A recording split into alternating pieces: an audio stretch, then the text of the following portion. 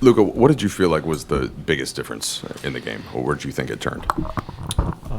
Honestly, I would say that third quarter, the start. I think we had these problems last year too. So I think that was the most of the problem. It was close game. We were down one at halftime, but then just start of third quarter they went on a run. You were 13 for 14 in the paint, and just wondered, was it the way that they were playing, their size? Did you notice something to keep getting in there and being that efficient? And then, how did you feel like that came about? Yeah, I mean, just attack the paint, and then I think when I attack the paint, it happens better things for my teammates. Sometimes they're gonna help, sometimes no. So I just gotta attack even more the paint, and then reach from there.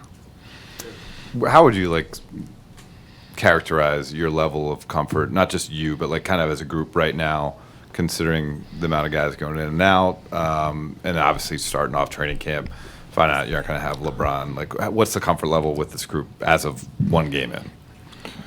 I mean, obviously we have 81 games to go, but obviously we want to win every game. My comfort level is good. I think there was a lot of positive things tonight. Obviously, a lot of things that we need to work on. Like I said, especially third quarter, we got to figure it out. But my confidence is fine. Luka, your performance obviously a positive. I'm just wondering, the Warriors are a team that run you around a lot. What did you actually feel out there as the difference, considering all the conditioning that you did over the summer? Probably just more attacking the paint. I think I'm getting better on defensive end, just trying to be more involved, more communication. But overall, 41 minutes, so I like that. Yeah, I mean, do you feel it, though? Do you feel it when you're out there? Yeah, I feel it. Like I say, less tiring, better shape, so just trying to get a win. Then what's next? Luka, two for you. In the fourth quarter, we saw you kind of reaching at the inside of your leg. Is everything good with your groin or adductor? Yeah, it's probably nothing. You just felt a little bit because my hip went that way. I just felt a little bit, but probably nothing. And there's going to be obviously a learning curve in terms of continuity and figuring out how to play with the new pick and roll partner in DeAndre. Is there anything that can speed that process up, or is it just play and learn and try it again the next time? I mean, I don't really know, but I think I have to get a better job. I mean, I have to do a better job, just talking to him, like what I want, what he wants. And, I mean, today was on me, not giving him enough touches probably. So that was on me today. I got to help him out. Luka, follow up on that. DeAndre was saying he thinks he's kind of a little bit confusing as a big. Sometimes he doesn't finish his role or something like that. What have you learned just about him as a player in your time together so far? Yeah, I think he prefers that pocket pass. I didn't play with, I don't think with a center like that. I think he prefers the pocket. So like I said before, we need to talk about it, and then we need to get him more touches. Luka, obviamente hay muchas cosas que mejorar, pero ¿con qué buenos hábitos te quedas hoy del equipo? ¿Qué te gustó hoy del equipo? Creo que no estuvimos mal en defensa. Han metido muchos tiros. Había algunas cosas que no hemos hablado en la cancha. Pero había cosas buenas, pero también había malas. Ese tercer cuarto hay que mejorar mucho. Luka, J.J. Reddick habló eso precisamente, que este equipo no aprendió de la temporada pasada de mejorar en el tercer cuarto y quizás hablaste también un poco de ser más vocal en la cancha, especialmente con los jugadores nuevos como DeAndre, ¿no? Sí, como hablaba J.J., creo que tenemos que mejorar mucho este tercer cuarto. Hay jugadores nuevos como DeAndre, pero hay 3, 4, 5 nuevos, así que tenemos que averiguar como equipo cómo mejorar en este momento. Hey, Luka, your defensive effort, we saw you trying to guard multiple guys. There was a time you were guarding Steph, forced him to take a tough shot. Then you see Jimmy, and that was a different kind of matchup. When it's late in the game, how do you balance between being physical and getting stops and just trying to defend without fouling? I mean, you got to try and be physical, Obviously, if they're in bonus, it's a little bit harder. But in the end, you got to get a stop. That's what's going to win you the game. Thank you. JJ, what did you see in the third quarter to kind of start things when Golden State made a little bit of a push? And did you feel like that was a pivotal part of it, or did you think it was more of an overall trend for the game? The trend I see is that we continue to be a terrible third quarter team to start. That was last year. That was the preseason. Got to rethink some things, and it's a two-way thing with the guys. What do they need at halftime to make sure they're ready to play? They're not ready to play to start the third quarter.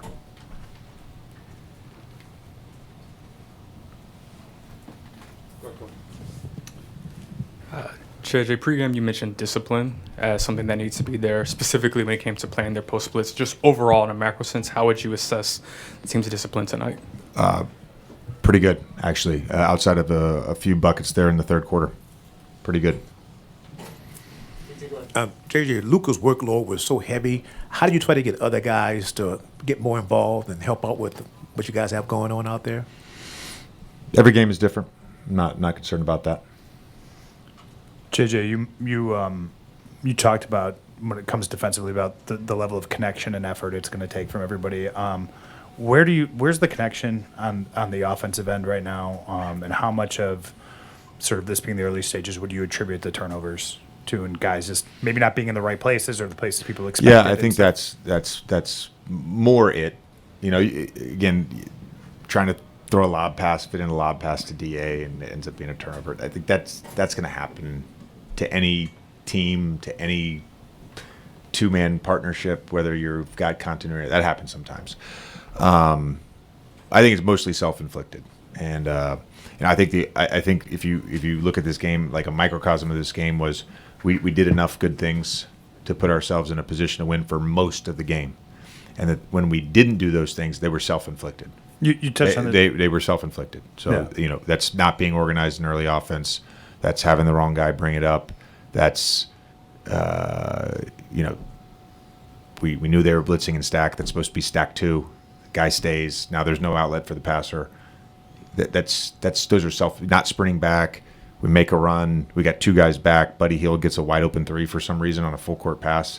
Those are self-inflicted things. So that's not anything Golden State did to us. The pregame you mentioned kind of how the team has gone through this whole process without LeBron, like camp has been without LeBron. You're going to solve these problems in the immediacy with the issues that are happening with this roster. At some point, you're going to get another huge piece back. Do you allow yourself any brain power thinking about how LeBron fits in with what this group is now, or can you not afford to do that? It's hard to forget about LeBron. The reality is when you're focused on the group that you have, you got to make that group work. So it's sometimes you can just be like, oh my God, we're going to get LeBron back at some point. Like it's awesome, but you are focused. I'll be honest with you. I did have one moment in that first half when we had a few possessions, we couldn't score against the zone. I'm like, it'd be great to have LeBron just to throw it to at the high post. Just sort of look down there, 40,000 points. Yeah. Can you kind of split the self-inflicted wounds that come from just we have better habits than this, we know how to play, versus these are the growing pains of some of the new pieces coming together and understanding the intricacies of the offense and understanding players' tendencies and what guys like, where they're going to be? Sure. Yeah. I think there's a little bit of that. I think that, to me, that shows up more on defense. When, I said pregame, you got to be really disciplined. It's like the times, to Kobe's question, the times you make your own thing up. Steph Curry gets a back cut for a layup. Gary Payton slips and gets a dunk. We don't read a small pick and roll, and I wasn't on the floor. I don't know what the call is, and Jimmy turns the corner, they get a layup. So there's going to be growing pains with that, I think, early in the season, and hopefully it's not long. But it's more organization than it is like knowing guys' tendencies. I think that's where the offense struggles. JJ, LeBron was so important for you guys, like defensively last year, just calling out plays, sort of quarterbacking things. Who's stepping into that role, or at least, I don't know if it's just you and Greg yelling all the time, or is it like who was on the court in that role? Yeah, no, I think Da and Marcus have done a really nice job. Gabe, I know Luka and AR are being more vocal as well. But I would say right now it's Da, Marcus, Da, Marcus, and Gabe.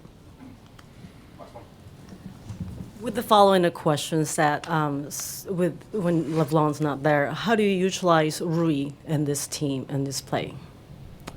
Ask it again. I'm sorry. How do you use Rui Hachimura utilizing it when LeBron's not in the team? How do you use him? What kind of plan do you have for Rui? Same plan as always. Yeah, we're not going to ask a guy to change their role because someone's out of the lineup. He's got to stick to doing what he does best. Thank you.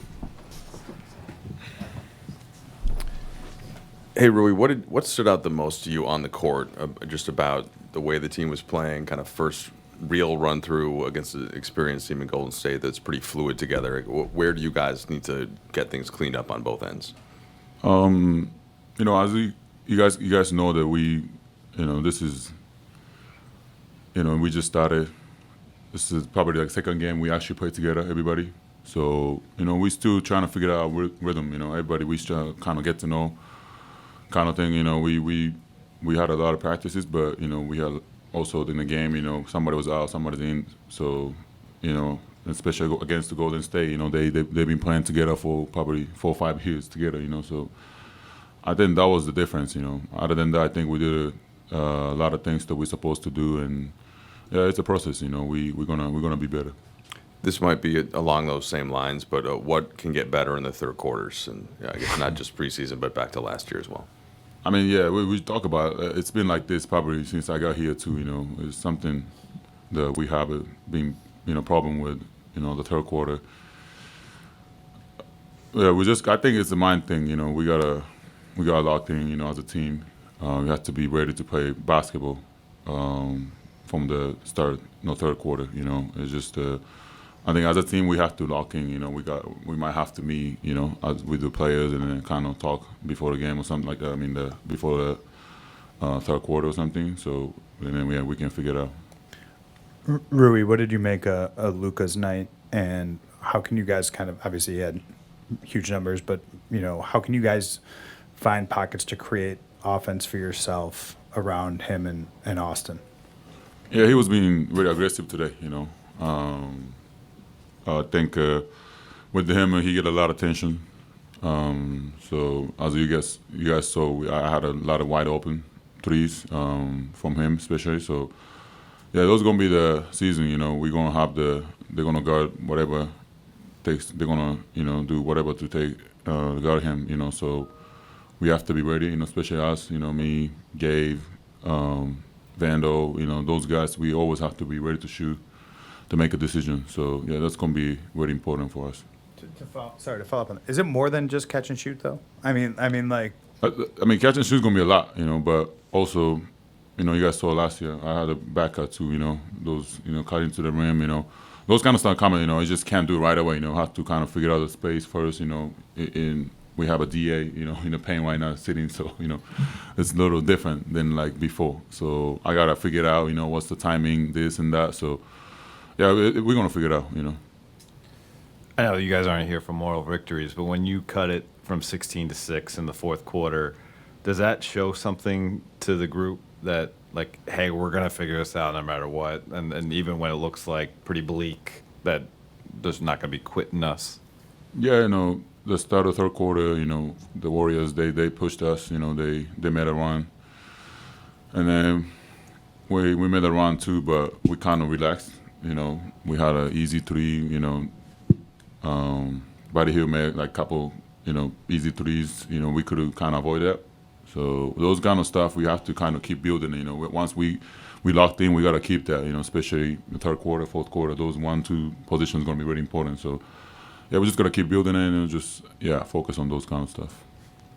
Hey, Rui, this is not just for you individually, just the team. Like the Lakers have been pretty good at defending without fouling over the years. What do you feel after being out there tonight? Was the challenge in defending the Warriors without fouling, specifically Jimmy getting to the line 16 times? Yeah, we talk about before the game, we want to be physical, and then we said during the game too, Jimmy going to try to look for the foul, he's not really trying to score, so we knew it, but it's just hard for him. He knows exactly the angles and how those the defenders' arms, what positions, So it's hard to guard him, But we gotta be be careful with that. But yeah, it's those kind of stuff. Some nights it's like that. So we gotta watch film, and as a team we have to lock in. Rui, I think Luka was 13 for 14 in the paint. Just what have you noticed from him kind of relative to last year as he's gotten in this kind of condition, and how does that play out on the court for you when you watch him? Yeah, I think for tonight, especially against the Warriors, they're a small team. We talk about the paint's going to be almost open, no shot blocker almost. So we talk about that. So yeah, he was trying to see that the pains, and then once they swollen, then we have to, there's something like me, I have to be ready for the, the shots and the stuff. So yeah, he did what exactly we're supposed to do.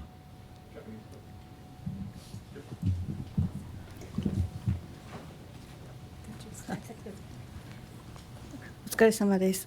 今日、スリーは3本決めてましたけれども、なんかオフェンスに絡めてない時間帯っていうのがあったんですけれども、あれはディフェンスの守り方とかそういったことでディフェンスを引きつけてるってことで仕方ないところなのか、それとももっとなんか絡めてない時間帯に自分でできることがなんかあったと思いますか？そうですね、リーグでもずっとやってきてる中で相手のチームからも、そういうこっちの単語でいうレーザーって言われてて、シュートを打たせられないようにスリーポイントが得意な選手だって言われているので、そういうところで相手はそれを見てやってたんじゃないかなと思うので、そこが僕がボール持ってなかった時が大きかった理由じゃないかなと思います。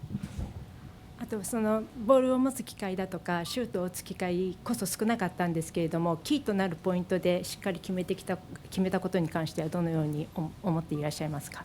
そうですね、僕はそういうのが得意な部分があるので、そこは自分でもいつも意識してますし、そういう流れを変えれるようなそういうシュートを決めたりとかプレーができるようにいつも心がけてます。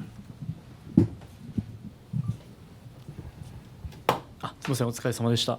チーム全体としてはやはり3クォーターの入りの序盤の方だったと思うんですけど、ああいう苦しい場面で改めてご自身、コートにいるときいないときでもチームの中での役割だったりとか、改めてこのシーズンどういうふうに向き合っていきたいなと思われますか？そうですね、そういう流れを変える、僕がそういうオフェンスでもディフェンスでもプレーをしてできるってことが大事だと思うので、そこがチームのいつも言われている X ファクターのあれだと思うので、自分でもしっかりとそれを意識してやっていきたいなと思います。